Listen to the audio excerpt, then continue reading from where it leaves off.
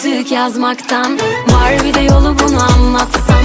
Susamam geceleri bir yaksam. Yine ben sen gibi olmam. Usandım artık yazmaktan. Var bir de yolu, bunu anlatsam. Susamam geceleri bir yaksam. Yine ben sen gibi olmam. Sonra sonra gidiyoruz, yol bize dar. Hiçbiri olamıyor bu kalbe yar.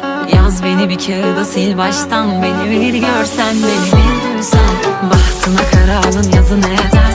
Gel diyorsun bana ama gelemem. Uğruna vazgeçerim yeniden. Beni bir bilsen, beni bir sevsen. Usandım artık yazmaktan. Var bir de yolu, bunu anlatsam. Susamam geceleri bir yaksam. Yine ben sen gibi olmam. Usandım artık yazmaktan. Var bir de yolu, bunu anlatsam. Susamam geceleri bir yaksam. Yine ben sen gibi olmam.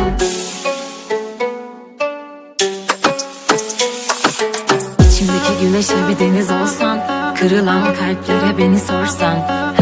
Herkese yok gülemem. Siz gül olursunuz, dikeni de ben. Üzerime geliyor bu şehir fazla.